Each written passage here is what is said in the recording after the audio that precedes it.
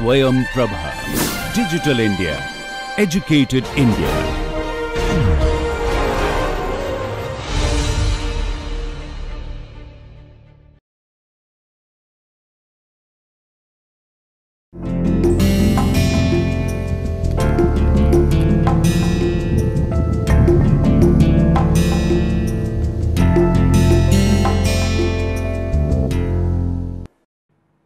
नमस्कार।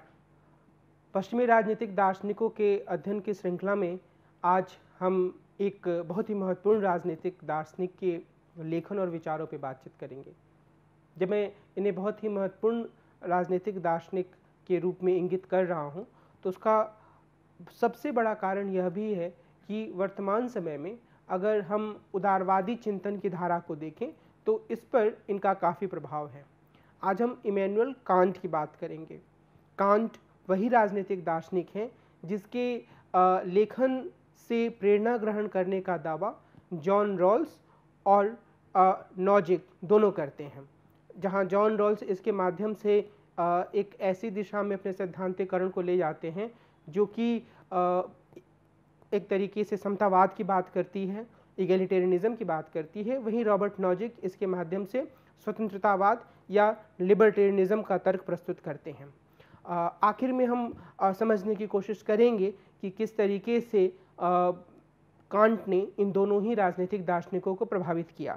Immanuel Kant एक प्रमुख राजनीतिक दार्शनिक इसलिए भी हैं क्योंकि इन्होंने राजनीतिक दर्शन में नैतिकता की एक अवधारणा को काफ़ी मजबूती से प्रस्तुत किया और उन्होंने इस बात पर बल देने की कोशिश की कि एक स्वायत्त या ऑटोनोमस व्यक्ति के रूप में हमें नैतिकता के सूत्रों के माध्यम से अपने कार्यों को आगे बढ़ाना चाहिए। और इस लिहाज से वे उस पूरी धारा से अलग हो जाते हैं जिसमें कि प्रैग्मेटिज्म के नाम पर या फिर मौजूदा दुनिया के हालात के नाम पर किसी न किसी तरीके से ऐसे गतिविधियों को आगे बढ़ाने की तरफदारी की जाती है जो व्यक्ति के लक्ष्यों को हासिल करने में सहायता दें, जिससे व्यक्ति शक्ति हासिल करने, आनंद हासिल करने के अपने लक्ष्य को प्राप्त कर सके।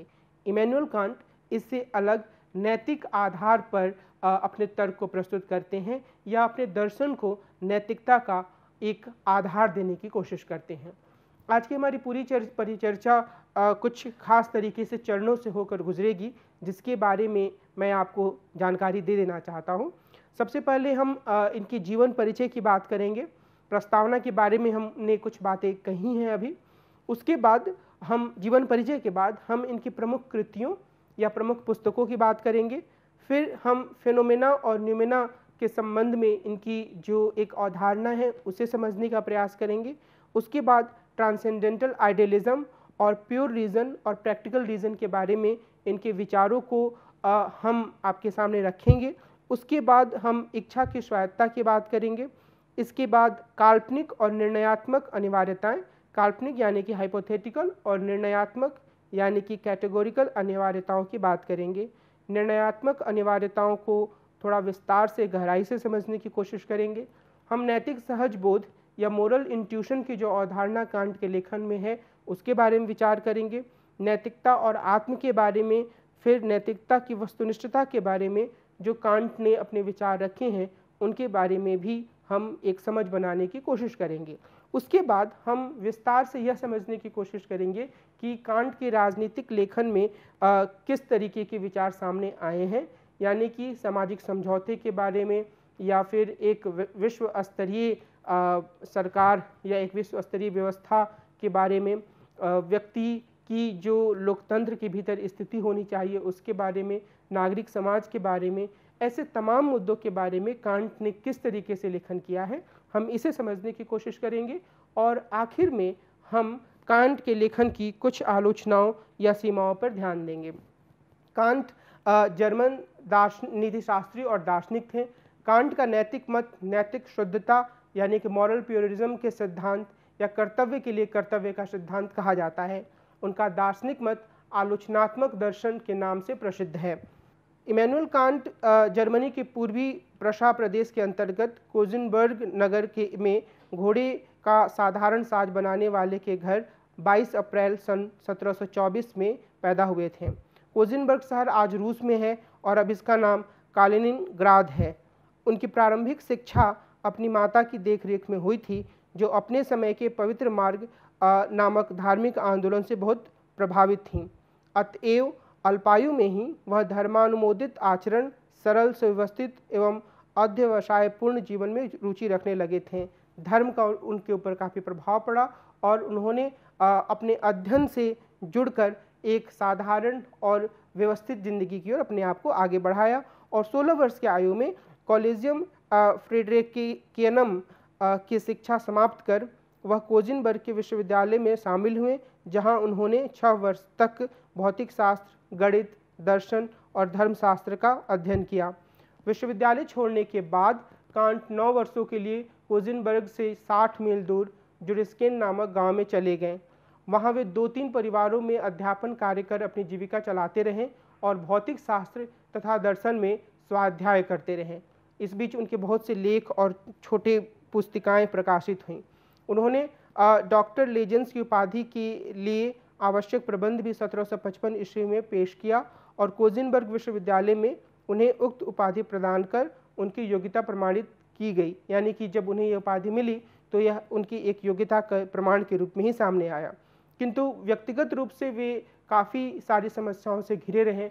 विश्वविद्यालय में उनके 9 वर्ष के परिश्रम से प्रसन्न होकर उन्हें प्राइवेट डोजेंट या विशिष्ट व्याख्याता नियुक्त कर लिया गया था, लेकिन इससे भी उन्हें वेतन नहीं मिलता था।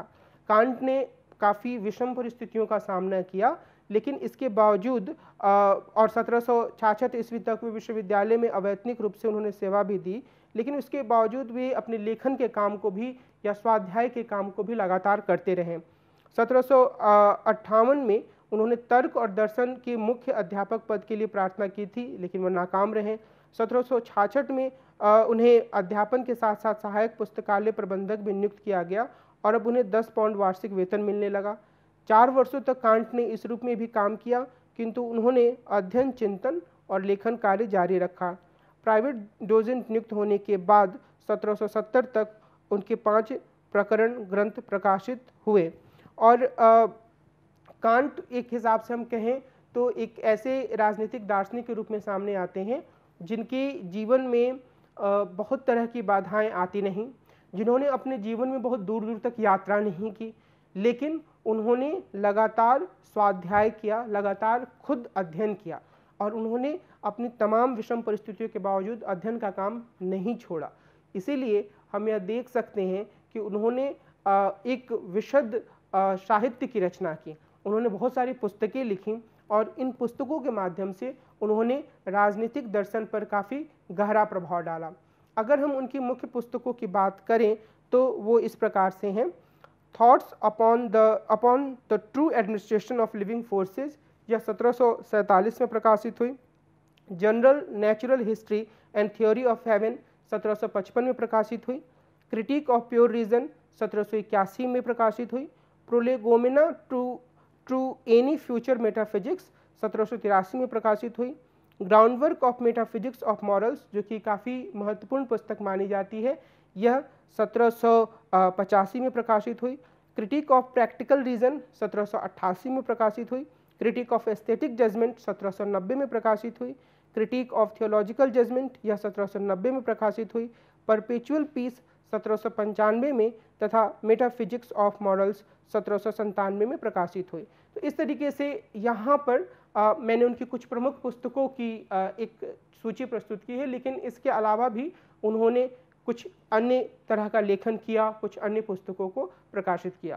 कांट के राजनीतिक दर्शन को समझने के लिए हम कुछ शब्दावलियों के साथ शुरुआत करते हैं और हम ये समझने की कोशिश करेंगे कि कांट मनुष्यों के जीवन को, व्यक्तियों के जीवन को इस पूरी दुनिया में कैसे अवस्थित करते हैं और वो किस तरीके से अपने राजनीतिक दर्शन का विकास करते हैं।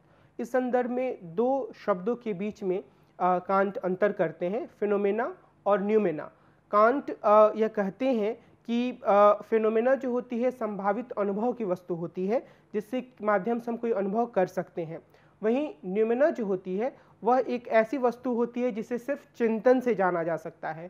कांट न्यूमेना को शुद्ध तर्क बुद्धि या प्योर रीजन से और फिनोमेना को व्यवहारिक तर्क बुद्धि या प्रैक्टिकल रीजन से संबंधित मानते हैं। तो यह जो अंतर है फिनोमेना और न्यूमेना का, न्यूमेना यानी कि शुद्ध तर्क बुद्धि से जुड़ी हुई वस्तु और फिनोमेना प्रैक्टिकल रीजन से जुड़ी हुई वस्तु, यह अंतर काफ़ी महत्वपूर्ण है। और कांट इसी अंतर से आगे बढ़ते हुए ट्रांसेंडेंटल आइडियलिज्म के अपने विचार को प्रस्तुत करते हैं। और ह्यूम के विपरीत वे यह मानते हैं कि मिश्रित ऑपरारी नॉलेज या पूर्व ज्ञान हो सकता है, अर्थात यह जरूरी नहीं है कि सारा ज्ञान सिर्फ अनुभव से आए। वहीं अपने समय के एक अन्य महान दार्शनिक लिबनिज के विचारों को वो संशोधित करते हैं या उसकी सीमा को दिखाते हैं। लिबनिज ने प्योर रीजन के सिद्धांत को प्रस्तुत किया था और उसमें उन्होंने प्योर रीजन के माध्यम से ज्ञान हासिल करने के लक्ष्य की तरफदारी की थी। और कांट इसे शुद्ध तर्क बुद्धि या प्योर रीजन को एक तरीके से सीमित रूप से देखते हैं। और कांट यह कहते हैं कि ट्रांसेंडेंटल आइडियलिज्म का सिद्धांत हमें यह बताता है कि हमारे पास अपने आप में वस्तुओं का ज्ञान नहीं होता है, बल्कि सिर्फ उनका आभास होता है। इसलिए वे यानी कि कांट व्यवहारिक तर्क बुद्धि पर जोर देते हैं।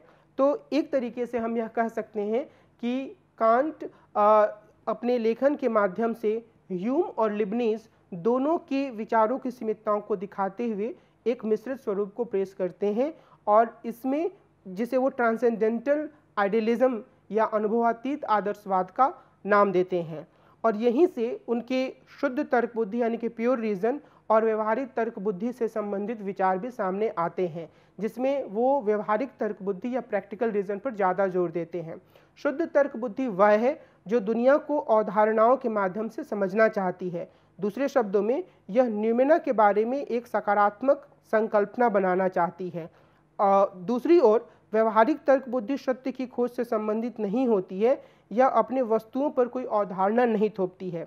यह कभी भी हमें अनुभव से परे या अनुभवातीत आत्म के बारे में सकारात्मक संकल्पना की गलती नहीं करने देती है। हम इस आत्म को व्यवहारिक रूप से आज़ादी के प्रयोग द्वारा जानते हैं। कांट यह मानते हैं कि एक रीजन या तर्क बुद्धि तभी व्यवहारिक हो सकता है जब यह इम्पेरेटिव्स या अनिवार्यताओं पर ध्यान दे। अब इम्पेरेटिव्स का क्या अर्थ है? इम्पेरेटिव्स दुनिया का वर्णन नहीं करती हैं, यह खुद को एक कर्ता को संबोधित करती है और यदि वह इसे स्वीकार करता है तो यह उसके कार्य को तय करती हैं।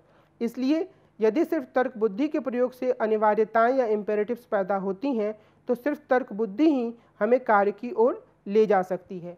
तो ये जो इम्पेरेटिव की धारणा है वह भी कांट के लेखन में काफ़ी महत्वपूर्ण है और वे यह कहते हैं कि यह इम्पेरेटिव जो होते हैं वो कर्ता से जुड़े होते हैं और यदि कर्ता यानी कि एक व्यक्ति इसे स्वीकार करता है तो व्यक्ति के कार्य को तय करते हैं और ये सिर्फ तर्क बुद्धि के प्रयोग से ही सामने आते हैं। तो जब तर्क बुद्धि के प्रयोग से सामने आते हैं तो हम जब अपने रीज़न या तर्क बुद्धि या विवेक का उपयोग करते हैं तो हम एक काम की दिशा में आगे बढ़ते हैं। और इसके बाद विल की ऑटोनॉमी या इच्छा की स्वायत्तता की बात भी कांट करते हैं। कांट कहते हैं कि आज़ादी अपने लिए एक कार्य के साध्य की इच्छा करने की शक्ति है।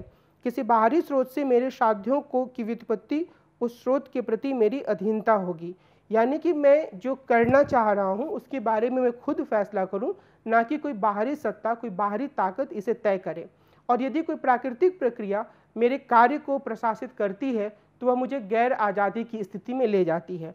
इसलिए कांट व्यक्ति को ट्रांसेंडेंटल सेल्फ के रूप में या अनुभव से परे सेल्फ के रूप में पेश करते हैं। उस रूप में व्यक्ति एक स्वायत्त कर्ता होता है और इस रूप में वह अपनी तर्क बुद्धि या रीजन से काम करता है और तर्क बुद्धि से टकराव होने पर अपने स्वहित और इच्छाओं के दबाव से भी उभर जाता है। कांट कहते हैं कि इच्छा की स्वायत्तता सभी नैतिक नियमों कानूनों का एकमात्र सिद्धांत है। वे कहते हैं कि इच्छा की हेट्रोनॉमी अर्थात तर्क बुद्धि के अलावा अन्य बातों का प्रभाव इच्छा की नैतिकता के विपरीत होती है।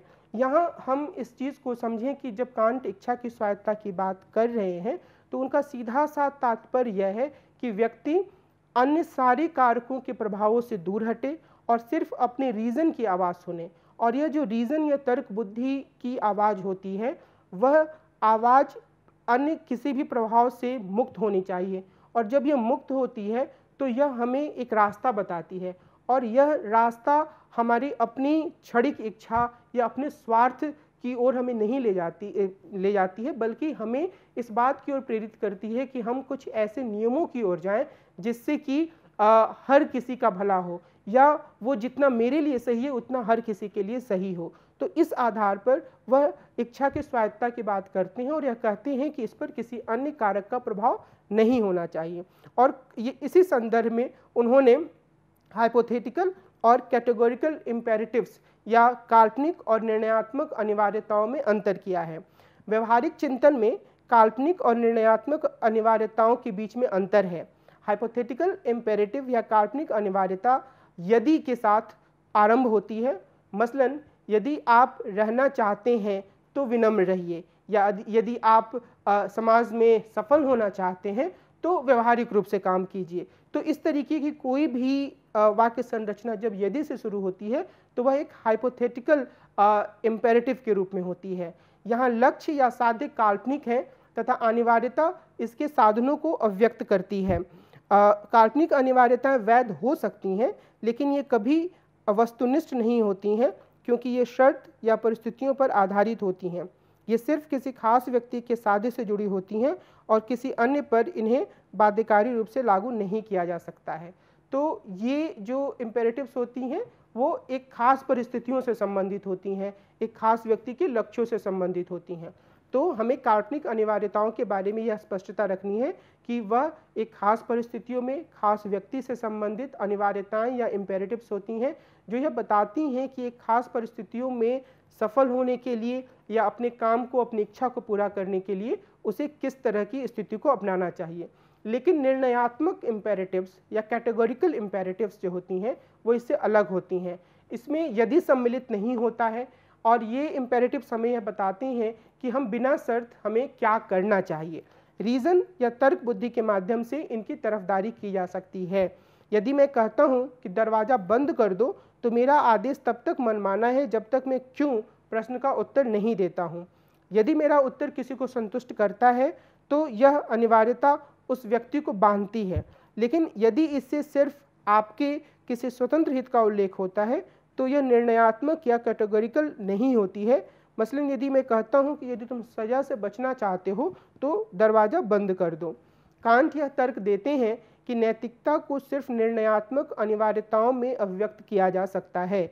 निर्णयात्मक अनिवार्यता या कैटेगोरिकल इम्पेरेटिव का स्वरूप इस तरह का है कि यदि किसी अन्य स्रोत से प्राधिकार या अथॉरिटी ग्रहण यह नहीं करती है और मसलन कर्ता या एजेंट की किसी इच्छा, आवश्यकता या हित या अन्य अनुभवसिद्ध स्थितियों से इसे प्राधिकार नहीं मिलता है और न ही इसे मानव प्रकृति के किसी गुण से हासिल किया जा सकता है।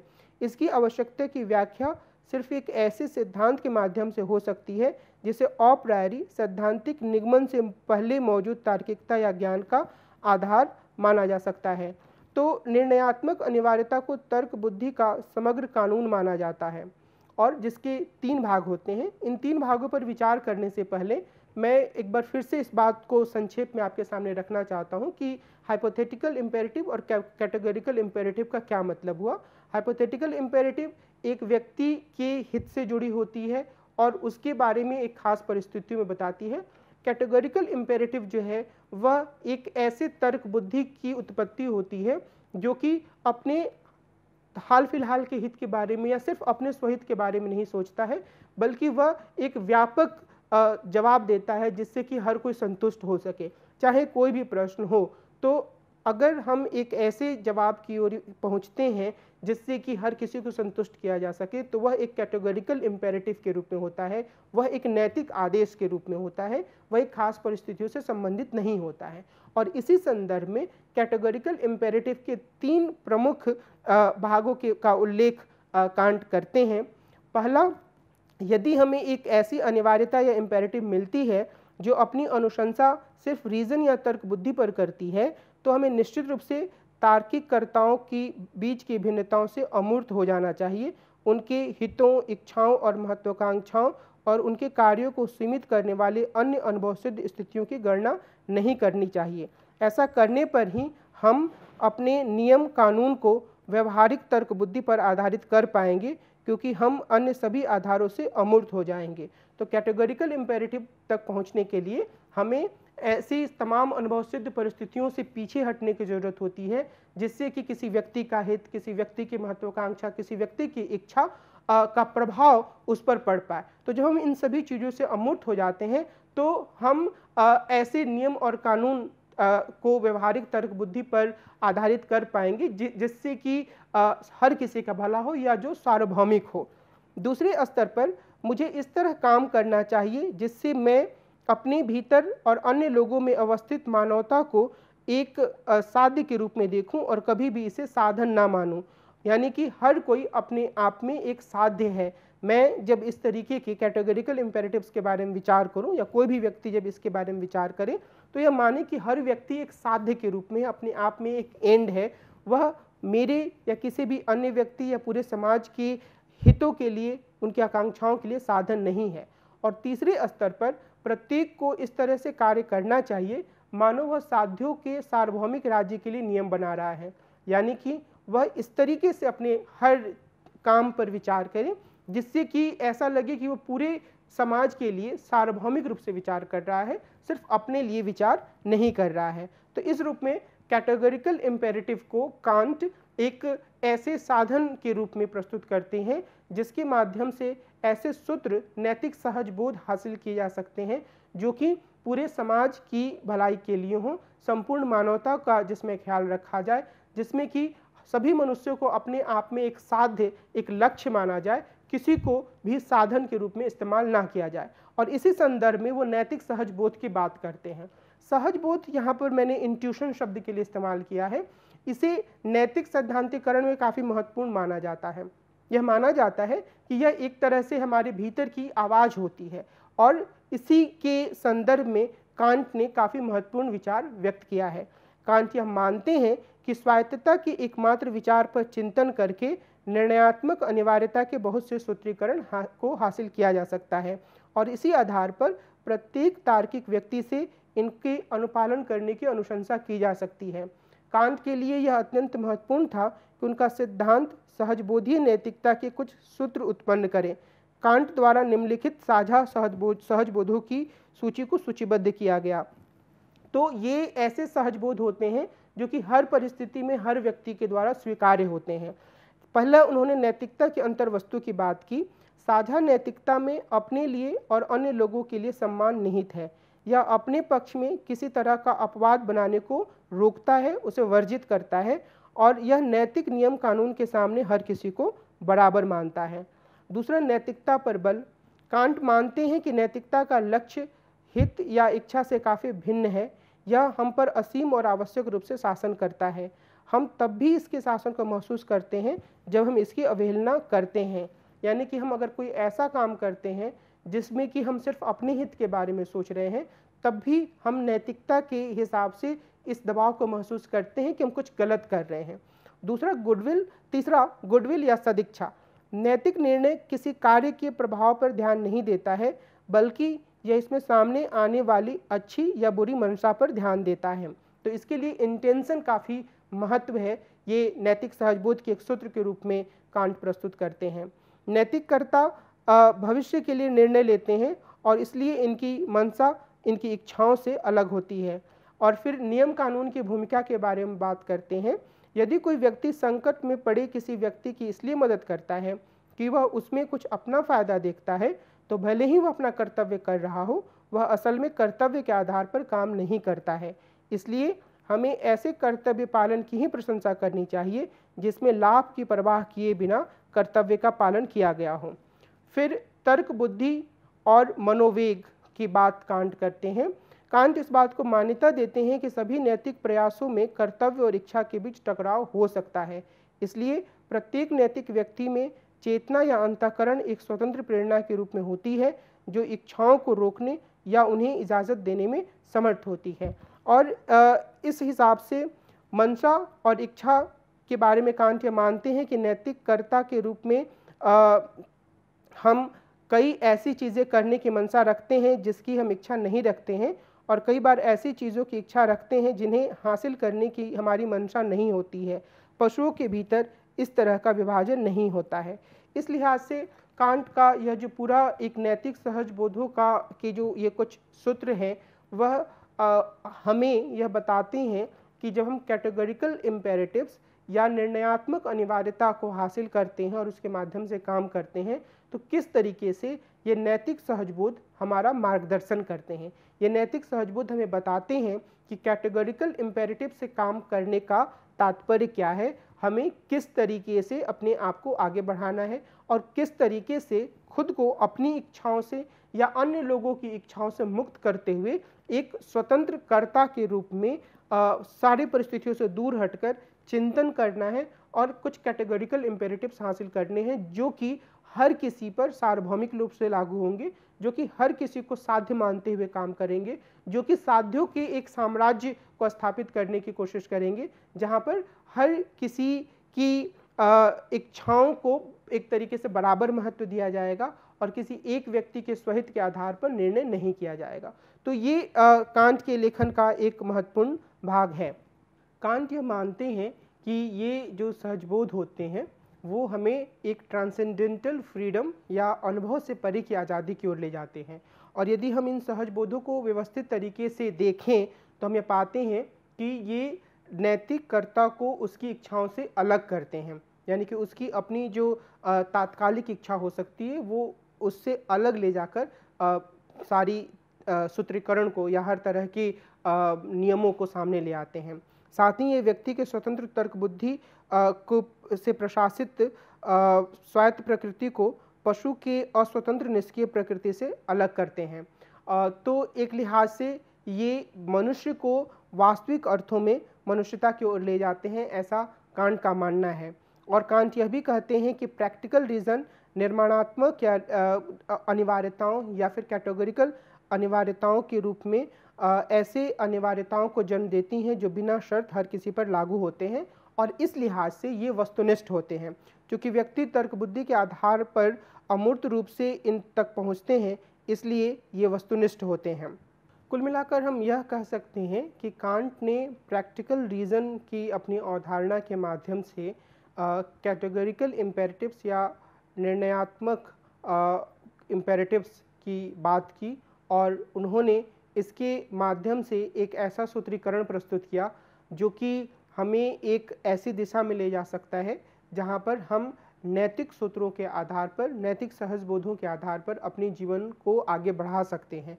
और इस संदर्भ में उनका जो पूरा सैद्धांतिकरण है वह एक ऐसे पूरे रूपरेखा को प्रस्तुत करता है जिसमें कोई भी व्यक्ति अपने आप में साध्य नहीं होता है बल्कि हर व्यक्ति साधन के रूप में होता है, जिसमें व्यक्ति अपनी तुच्छ इच्छाओं के आधार पर काम नहीं करता है बल्कि वह अपनी तर्क बुद्धि के आधार पर प्राप्त होने वाले सूत्रीकरणों के माध्यम से कार्य करता है। हालांकि कांट ने अपने लेखन का एक बड़ा हिस्सा नीति शास्त्र और दर्शन से संबंधित लेखन में ही लगाया, उसी रूप में अपने लेखन को प्रस्तुत किया, लेकिन अपने जीवन के आखिरी दशक में, कम से कम अपने सक्रिय जीवन के आखिरी दशक में उन्होंने काफ़ी हद तक राजनीति से संबंधित लेखन भी किया और इसमें विशेष रूप से मेटाफिजिक्स ऑफ मॉरल्स का उल्लेख किया जा सकता है जिसमें उन्होंने कई मुद्दों पर अपने विचार को रखा और इस रूप में कई अन्य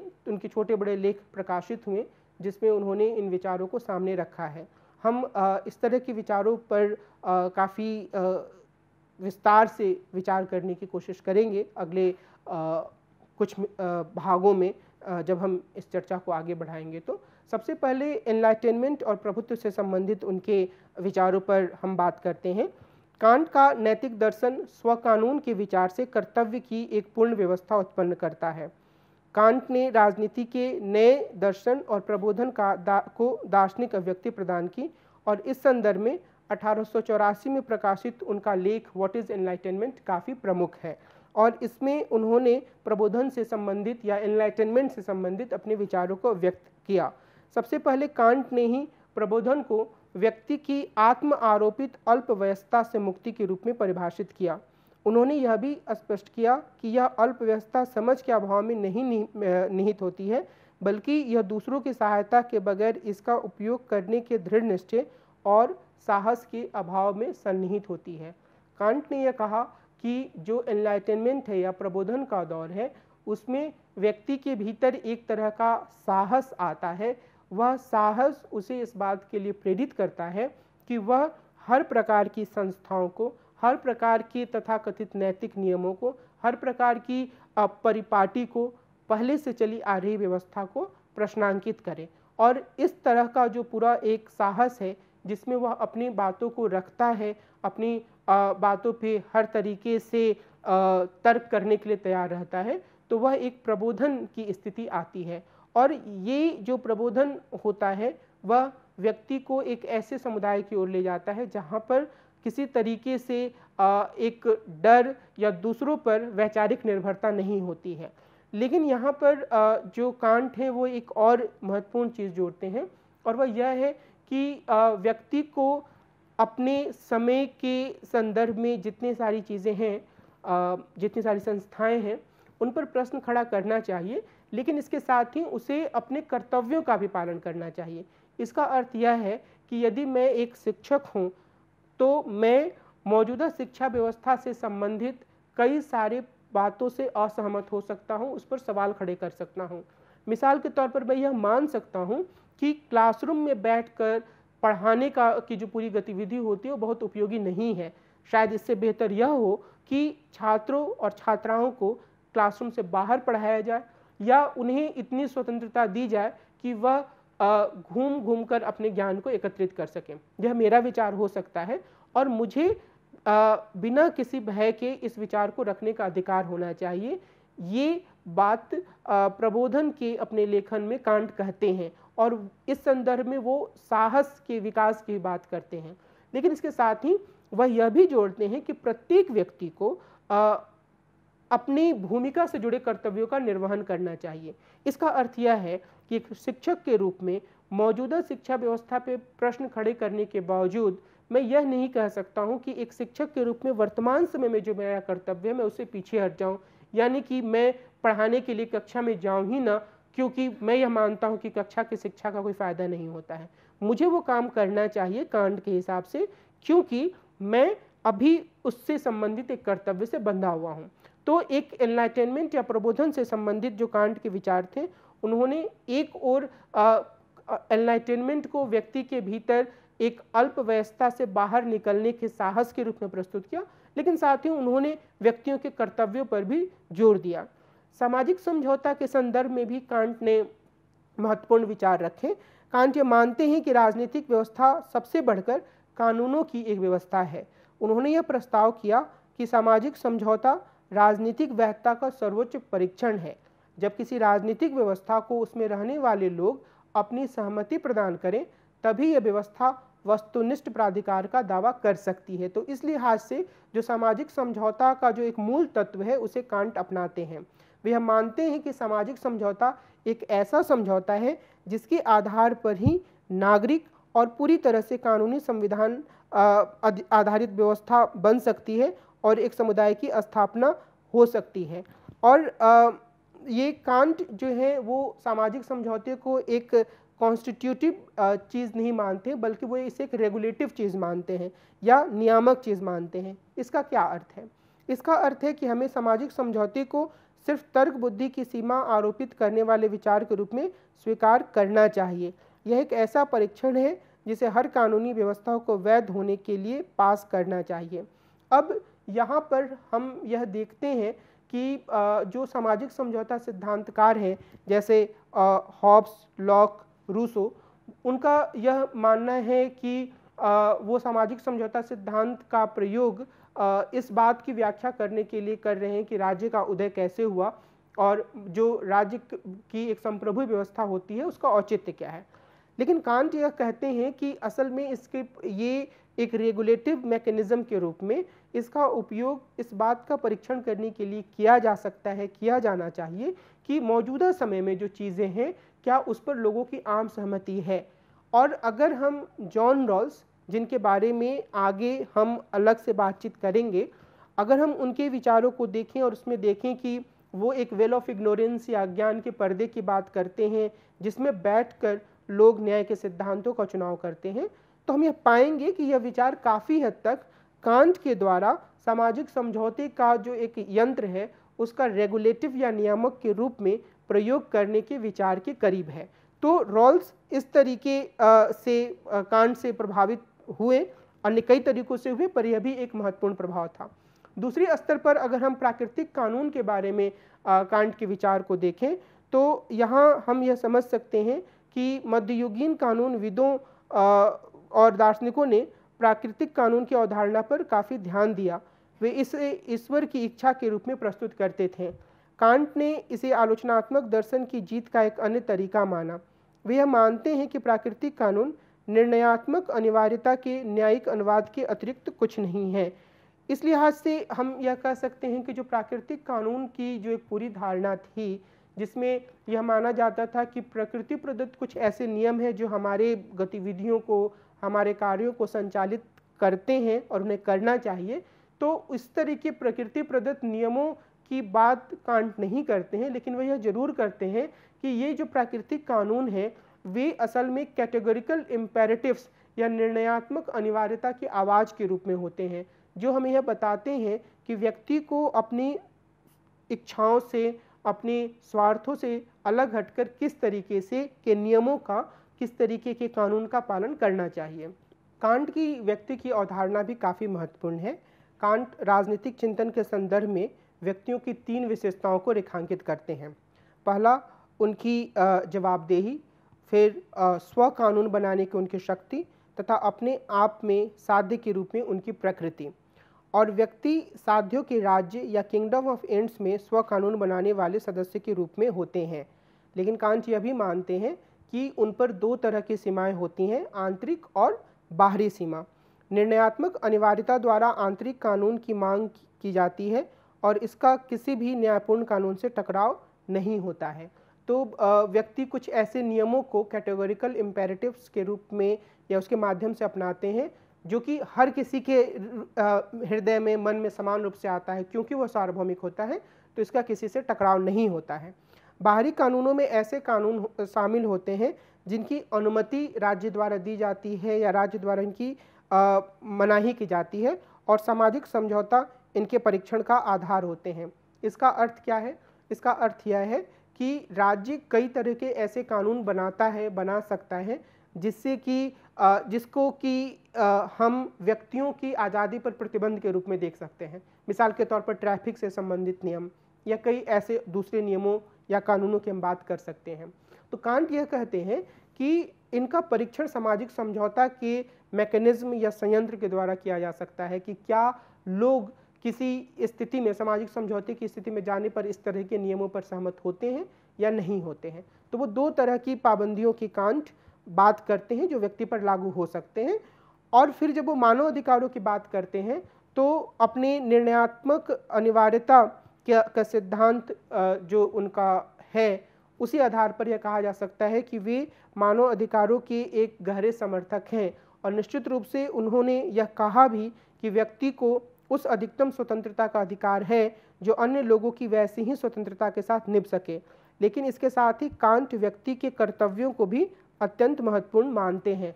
तो उन्होंने और जब हम कर्तव्य की बात करते हैं तो इसका सीधा सा मतलब यह है कि अगर कैटेगोरिकल इम्पेरेटिव्स के द्वारा या निर्णयात्मक अनिवार्यता के द्वारा एक खास तरह की बात सामने आती है, एक खास तरह का नियम सामने आता है, तो हमारा यह कर्तव्य है कि हम उसके अनुसार काम करें।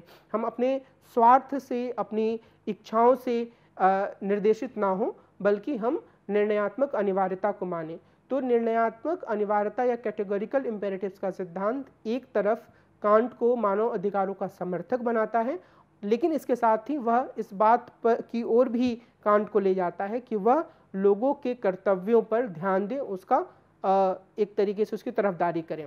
कांट ने एक शासन की राजनीतिक व्यवस्था के रूप में गणतंत्रवादी आदर्श की तरफदारी की।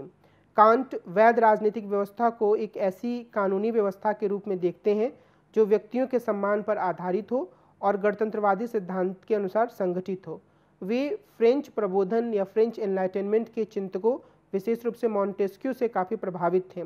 इसके कारण वे यह मानते थे कि गणतंत्रवादी शासन का एक विशिष्ट प्रकार की व्यवस्था गणतंत्रवादी शासन होती है जो अपने सदस्यों को खास हैसियत प्रदान करती है। कांट यह कहते हैं कि गणतंत्रवादी शासन में लोग अपने ऊपर शासन करने वाले कानूनों का निर्माण करते हैं। ये कानून उस सामान्य संयुक्त इच्छा को व्यक्त करते हैं जिसमें शासित लोगों की सहमति हासिल की जा सकती है। तो यहाँ पर गणतंत्रवादी शासन में हर व्यक्ति समान होता है, उसकी आवाज़ का महत्व होता है और उसके आधार पर एक पूरी व्यवस्था की जाती है। एक गणतंत्रवादी व्यवस्था प्रतिनिधिमूलक सरकार या रिप्रेजेंटेटिव गवर्नमेंट में ही हो सकती है, जिसमें विधायिका के द्वारा लोगों का संपूर्ण रूप से प्रतिनिधित्व किया जाता है। लेकिन कांट प्रत्येक नागरिक को मतदान का अधिकार देने का समर्थन नहीं करते हैं। यह एक बहुत ही महत्वपूर्ण विचार है। ऐसा क्यों? क्योंकि वो एक तरफ कैटेगोरिकल इम्पेरेटिव की बात कर रहे हैं और दूसरी तरफ वह नागरिकों के मतदान अधिकारों में भी सीमा लगाने की बात करते हैं। कांट ने सक्रिय और निष्क्रिय नागरिकों के बीच में अंतर किया। निष्क्रिय नागरिकों को मतदान का अधिकार नहीं होता है। इसमें वे सभी लोग सम्मिलित होते हैं जो पूरी तरह स्वतंत्र नहीं होते हैं, और वे इसमें महिलाओं को भी सम्मिलित करते हैं, बच्चों को सम्मिलित करते हैं। निष्क्रिय नागरिकों में वे जैसे मैंने कहा कि नौकर, छोटे बच्चे और महिलाओं को सम्मिलित करते हैं, लेकिन इसके साथ ही वे यह भी जोड़ते हैं कि इन सभी लोगों के पास मनुष्य के रूप में आज़ादी और समानता होती है। और लेकिन कुछ स्थानों पर उन्होंने लोकतंत्र को तानाशाही करार देते हुए इसकी आलोचना भी की है, लेकिन मोटे तौर पर वो गणतंत्रवादी व्यवस्था का समर्थन करते हैं। कांट का एक अन्य महत्वपूर्ण विचार है जो कि समकालीन दौर में काफ़ी चर्चा का विषय है, प्रेरणा का विषय है, और वह कॉस्मोपॉलिटनिज्म का उनका विचार है। कॉस्मोपॉलिटनिज्म का मोटे तौर पर अर्थ यह होता है कि जो राष्ट्र राज्य की सीमाएं हैं उनका कोई मतलब ना रहे और एक वैश्विक सरकार की बात हो या वैश्विक स्तर पर लोगों को एक तरह का नागरिक माना जाए, बजाय इसके कि राष्ट्र राज्य की सीमाओं के भीतर उन्हें बांध दिया जाए। कांट प्रबोधित सार्वभौमवाद या इनलाइटेंड यूनिवर्सलिज्म के समर्थक और प्रतिवादक माने जाते हैं। इनका विश्वास था कि एकमात्र सार्वभौमिक मानव प्रकृति होती है। अपनी स्थानीय व्यवस्थाओं की वैधता और प्राधिकार का परीक्षण करते हुए हमें इनका सहारा लेना चाहिए। स्पष्टतः वे सत्ता में बैठे लोगों के आदेशों का आंख मूंदकर अनुपालन करने का समर्थन नहीं करते हैं, लेकिन उनका मानना है कि इतिहास की विरासत या मौजूदा व्यवस्था को पूरी तरह से मिटाने का अर्थ होगा प्राकृतिक अवस्था की ओर जाना। तो इस लिहाज से वे सार्वभौमिक मूल्यों की बात करते हैं, लेकिन स्थानीय विरासत, स्थानीय स्तर पर जो चीज़ें, प्रथाएं हैं, उनको पूरी तरीके से नकारने का भी वो समर्थन नहीं करते हैं। और वे मानते हैं कि जो सार्वभौमिक मानवता होती है वो संगठनकारी के रूप में या कॉन्स्टिट्यूटिव रूप में नहीं होनी चाहिए, बल्कि वो रेगुलेटिव के रूप में होनी चाहिए। इसका क्या अर्थ है? इसका अर्थ यह है कि प्रत्येक समुदाय अपनी कुछ मान्यताओं के आधार पर, कुछ परंपराओं के आधार पर अपने जीवन को संगठित कर सकता है, लेकिन जब वह अपने जीवन को संगठित करता है तो उसे हमेशा ही किसी सार्वभौमिक मूल्य का अनुपालन करने की बाध्यता का सामना नहीं करना चाहिए, बल्कि वह यह जरूर ध्यान दे कि जो सार्वभौमिक मूल्य हैं वह और उनकी जो अपनी प्रथाएं हैं उसमें इतना टकराव ना हो कि दोनों एकदम से अंतर्विरोधी या विपरीत लगने लगे। तो जो सार्वभौमिक मूल्य हैं, यूनिवर्सल वैल्यूज़, यूनिवर्सल ह्यूमैनिटी जो है वह एक रेगुलेटिव के रूप में काम करनी चाहिए, एक नियामक के रूप में, कि उसके आधार पर प्रत्येक समुदाय यह परीक्षण कर पाए कि उसकी जो पूरी व्यवस्था है वह न्यायपूर्ण है या नहीं है।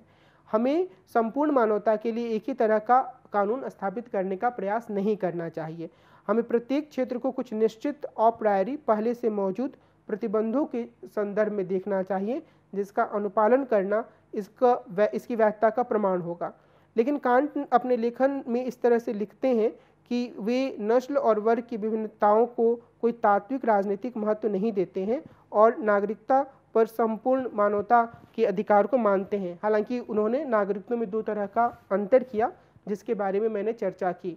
तो कांट जो मुख्य रूप से बात कह रहे हैं वो ये है कि जो सार्वभौमिक मानवता है उसे स्थानीय व्यवस्थाओं और प्रथाओं के नियामक का काम करना चाहिए, और इसमें जो नस्लीय भेद हुए, जो अन्य तरह के भेदभाव हैं, उन पर रोक लगनी चाहिए। इस संदर्भ में कांट अपने अधिकांश समकालीनों से काफ़ी आगे भी गए और इसी संदर्भ में उन्होंने अपनी पुस्तक परपेचुअल पीस में सरकार के सार्वभौमिक रूप के पक्ष में व्यवस्थित तर्क दिया। वे मानते थे कि इस तरह की सरकार राष्ट्रीय सीमाओं से आगे जाएगी, यह लोगों के बीच ऐसे मनमानी विभाजनों को खत्म करेगी जो उनके बीच शत्रुता का कारण होती है। और कांट ने लीग या फेडरेशंस ऑफ नेशंस की अवधारणा प्रस्तुत की। वे यह स्वीकार करते हैं कि विश्व गणतंत्र की अवधारणा हासिल करना कठिन है, यानी कि एक ऐसी व्यवस्था नहीं बनाई जा सकती है जिसमें कि सभी लोग एक ही वैश्विक सरकार के अधीन हों, लेकिन वे यह भी मानते हैं कि हमें इस दिशा में काम करना चाहिए। आधुनिक पराराष्ट्रीय कानूनों की संरचना में कांट के विचारों को प्रभावों को देखा जा सकता है। अभी जिस तरीके से मैंने कहा कि कॉस्मोपॉलिटन शासन की जो बात होती है, तो उसमें कांट के विचारों का काफ़ी प्रभाव है। कांट ने शासन की में जो एक पृथक्करण, शक्तियों के पृथक्करण की अवधारणा है, उसका भी समर्थन किया। इसकी शुरुआत लॉक के द्वारा की गई थी और मॉन्टेस्क्यू ने इसका विकास किया था। मॉन्टेस्क्यू की तरह कांट भी राज्य में विधायिका, न्यायपालिका और कार्यपालिका के शासनों के बीच अंतर करते हैं। कांट का यह मानना है कि इन तीनों अंगों को एक नैतिक व्यक्ति के रूप में देखा जाना चाहिए, अर्थात एक ऐसे जिम्मेदार कर्ता के रूप में जिनके अपने अधिकार और कर्तव्य हैं। लेकिन कांट यह भी मानते हैं कि ये एक दूसरे पर निर्भर होते हैं और एक दूसरे के अधीन भी होते हैं। तो उन्होंने शक्तियों के पृथक्करण, जो शासन के विभिन्न अंग हैं उनके बीच शक्तियों के पृथक्करण की अवधारणा का समर्थन किया। कांट का एक महत्वपूर्ण विचार नागरिक समाज के संदर्भ में सामने आता है। नागरिक समाज के संदर्भ में उन्होंने वर्णन करते हुए ये लिखा कि इस तरह के समाज में संपत्ति और समझौते का अधिकार होना चाहिए और कानून द्वारा इन्हें कायम रखा जाना चाहिए। कांट के विचारों का एक अनूठा आयाम यह है कि वे नागरिक समाज में सेक्स और सेक्सुअल संबंधों के स्थान के बारे में भी चर्चा करते हैं और वे इस बात पर जोर देते हैं कि यदि दो लोग अपनी सहमति से सेक्सुअल संबंध, लैंगिक संबंध या यौन संबंध बनाते हैं तो उसके बारे में पूरे समाज को चिंता करने की कोई ज़रूरत नहीं होनी चाहिए और जो वयस्क लोग हैं उनके बीच सहमति से बने सेक्सुअल संबंधों के बारे में हमें इस तरीके से विचार करना चाहिए कि यह दो स्वायत्त लोगों के बीच में अपने जीवन के संबंध में किया गया फैसला है और यह पूरे समाज की चिंता का विषय नहीं होना चाहिए। एक यहाँ महत्वपूर्ण विचार निजी संपत्ति के बारे में कांट का विचार भी है और कांट जो है वो निजी संपत्ति को व्यक्ति की स्वतंत्रता से जोड़ते हैं और इसे अत्यंत महत्वपूर्ण मानते हैं। उनके अनुसार यदि मैं कहता हूँ कि कोई वस्तु मेरी संपत्ति है तो इससे स्वतंत्र व्यक्ति के रूप में मेरी संप्रभुता किसी में एक सकारात्मक पहलू का जुड़ाव होता है और संपत्ति अधिकार का उल्लंघन होने पर किसी व्यक्ति को अपने आप में साध्य मानने के विचार का उल्लंघन होता है और साथ ही उसे स्वतंत्र और तार्किक मानने के विचार की भी अवहेलना होती है। तो इस लिहाज से कांट व्यक्ति के निजी संपत्ति के अधिकारों को काफ़ी महत्वपूर्ण मानते हैं और उसकी तरफदारी करते हैं। तो अगर हम कांट के राजनीति विचारों को देखें तो हम ये पाएंगे कि ये विचार कुछ अपवादों को छोड़कर, जिनके बारे में आलोचना के संदर्भ में बात करते हुए मैं अपनी तर्कों को रखूँगा, तो कुछ आयामों को छोड़ दिया जाए तो मोटे तौर पर कांट का जो ये विचार है वह एक ऐसे विचार के रूप में सामने आता है जो कैटेगोरिकल इम्पेरेटिव्स या निर्णयात्मक अनिवार्यताओं की जो उनकी अवधारणा है उसका विस्तार करता है और उसी का सहारा लेते हुए उसी के आधार पर वे मानव अधिकारों का समर्थन करते हैं, वे सामाजिक समझौते की बात करते हैं, वे शक्तियों के पृथक्करण की बात करते हैं, नागरिक समाज की अपनी अवधारणा प्रस्तुत करते हैं और निजी संपत्ति का समर्थन करते हैं।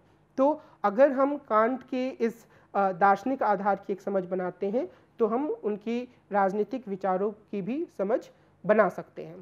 कांट के विचार कैटेगोरिकल इम्पेरेटिव्स, प्रैक्टिकल रीज़न, इन सारे पहलुओं से गुजरते हैं और एक नैतिक सहजबोध के रूप में हमारे सामने आते हैं।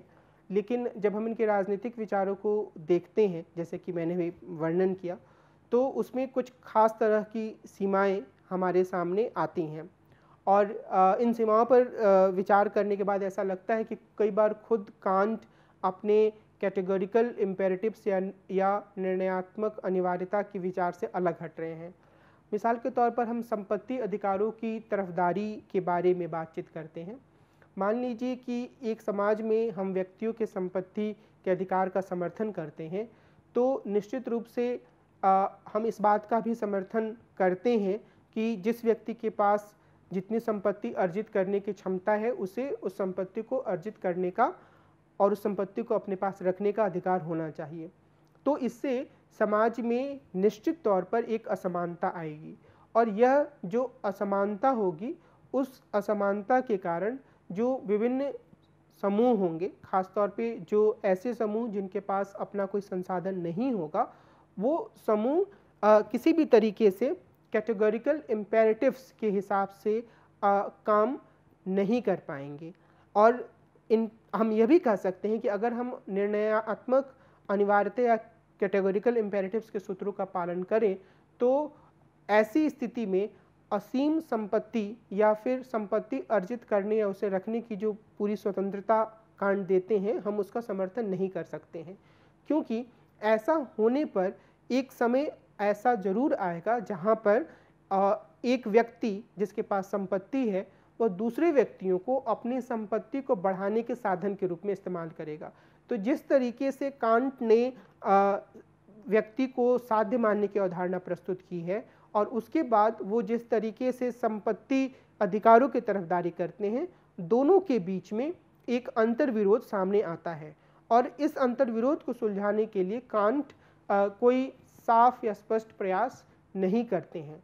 बाद में नॉजिक ने इनके विचारों का अनुसरण करते हुए जो अपना सैद्धांतिकरण किया उसमें उन्होंने असीम संपत्ति अधिकारों की तरफदारी की। रॉल्स ने अपने लेखन में कुछ हद तक संसाधनों के वितरण की बात की, लेकिन इन दोनों ही रूपों में यह तर्क दिया जा सकता है कि संपत्ति की जो असमानताएं हैं वो खत्म नहीं होती हैं और इसके कारण से कई आलोचक यह मानते हैं कि जब तक संपत्ति की व्यवस्था का पूर्ण समाजीकरण नहीं होगा और निजी संपत्ति की संस्था को खत्म नहीं किया जाएगा, तब तक एक ऐसी स्थिति बनी रहेगी जहां समाज का एक तबका जो संपत्तिशाली तबका है और वो दूसरे तबके को जो कि संपत्तिहीन तबका है उसका शोषण करेगा या उसे अपने लक्ष्यों के साधन के रूप में इस्तेमाल करेगा। तो और विशेष रूप से मार्क्सवादी इस तरीके का तर्क प्रस्तुत करते हैं। तो जो पहली सीमा है कांट के दर्शन की वो यही है कि वो कई तरह के ऐसे विचार प्रस्तुत करते हैं अपने राजनीतिक लेखन में जो दार्शनिक लेखन में उभर कर सामने आए कैटेगोरिकल इम्पेरेटिव के विचारों के अनुरूप नहीं है। दूसरा, वे जब गणतंत्रवादी शासन की बात करते हैं तो नागरिकों के एक बड़े समूह को राजनीतिक अधिकारों से, मत देने के अधिकार से बाहर कर देते हैं।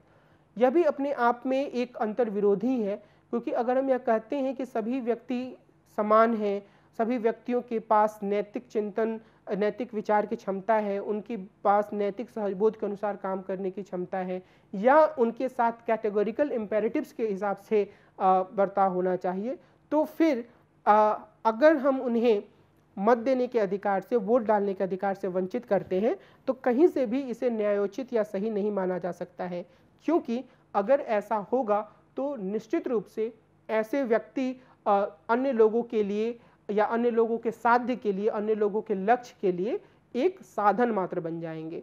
तो यह भी एक ऐसी कमी है जो कि हम कांट के लेखन के एक कॉन्ट्राडिक्शन या एक अंतर्विरोध के रूप में देख सकते हैं। तीसरे स्तर पर आलोचक यह मानते हैं कि कांट की राजनीति से संबंधित लेखन मेटाफिजिक्स ऑफ मॉरल्स में राजनीतिक तार्किकता की कोई समीक्षा निहित नहीं है, ना ही इसमें कोई ऐसी बात है जिसके आधार पर वैध राजनीतिक व्यवस्था के विचार के अप्रायोरी सिद्धांत, वैध राजनीतिक व्यवस्था के सिद्धांत को अप्रायोरी सिद्धांत पर आधारित माना जा सके। तो कुल मिलाकर जो कांट के लेखन की यह सीमा है उसकी तरफ हम अगर ध्यान देते हैं तो हमें मानते हैं कि कांट बहुत ही साफ तरीके से, बहुत ही स्पष्ट रूप से अपने दार्शनिक लेखन में और अपने राजनीतिक लेखन के बीच एक संतुलन नहीं बना पाए हैं। लेकिन अगर हम समकालीन समय में कांट के लेखन के प्रभाव की बात करें तो हम यह पाएंगे कि उदारवादी लेखन में कांट के विचारों का काफ़ी गहरा प्रभाव है। जब हम, जैसे मैंने पहले उल्लेख किया, जब हम समकालीन उदारवाद से संबंधित लेखन को देखते हैं, मिसाल के तौर पर जॉन रॉल्स या फिर रॉबर्ट नॉजी के लेखन को, तो दोनों अलग अलग धाराओं का प्रतिनिधित्व करने के बावजूद कांट से प्रभावित होने का दावा करते हैं और दोनों ही इस बात का खुलकर उल्लेख करते हैं कि वे कांट के लेखन के कई सूत्रों से प्रभावित हैं, विशेष रूप से प्रत्येक व्यक्ति को अपने आप में साध्य मानने के सूत्र से। और इसके आधार पर हम यह कह सकते हैं कि कांट का समकालीन राजनीतिक दर्शन, विशेष रूप से उदारवादी राजनीतिक दर्शन पर काफ़ी गहरा प्रभाव है।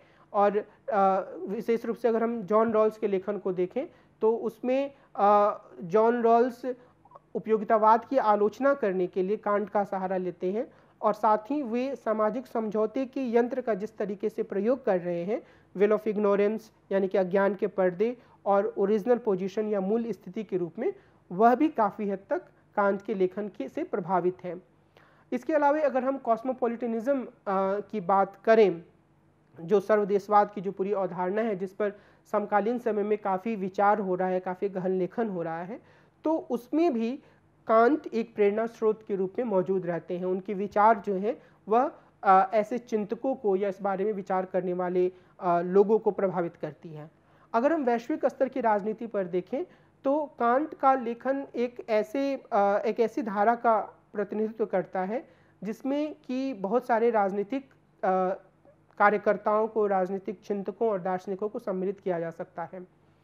निश्चित रूप से यह नहीं कहा जा सकता है कि सब कांट के लेखन के बारे में जागरूक थे, उन्होंने उनको पढ़ा था, लेकिन हम बहुत तरह के राजनीतिक एक्टर्स, राजनीतिक कार्यकर्ताओं या राजनीतिक दार्शनिकों के विचारों में कांट का प्रभाव देख सकते हैं। मिसाल के तौर पर अगर हम हिंदुस्तान में महात्मा गांधी के नेतृत्व में चले स्वतंत्रता आंदोलन की बात करें और महात्मा गांधी के लेखन की बात करें तो काफ़ी साम्यता हम कांट के चिंतन पद्धति और गांधी जी के लेखन में देख सकते हैं। और इसके आधार पर यह जरूर कहा जा सकता है, और कई बार यह एक तुलनात्मक अध्ययन के विषय के रूप में भी मौजूद है कि किस तरीके से कांट ने अलग अलग समय में उभर कर सामने आए चिंतकों या कार्यकर्ताओं के विचारों में को प्रभावित किया। अगर हम सीधे तौर पर ना भी कहें तो उनके विचारों में उनके साथ एक साम्यता दिखती है, और प्रभावित किया इस अर्थ में मैं कहने से रुक रहा हूं, अपने आप को रोक रहा हूं, क्योंकि हर मामले में यह नहीं कहा जा सकता है, खासतौर पे राजनीतिक कार्यकर्ताओं के मामले में, कि वे कांट के लेखन के बारे में जागरूक थे ही तो। लेकिन फिर भी हम ये देख सकते हैं कि जिस तरीके से कांट ने अपनी चिंतन पद्धति को आगे बढ़ाया, उसने आधुनिक समाज में और समकालीन समाज के लिए एक ऐसी रूपरेखा प्रस्तुत की जिसके आधार पर व्यक्ति एक गुड लाइफ या उत्तम जीवन की ओर आगे बढ़ सकता है। कांट के बारे में इस पूरी चर्चा को मैं यहीं विराम दूंगा। अगले अंक में हम एक अन्य राजनीतिक दार्शनिक के विचारों की चर्चा करेंगे। नमस्कार।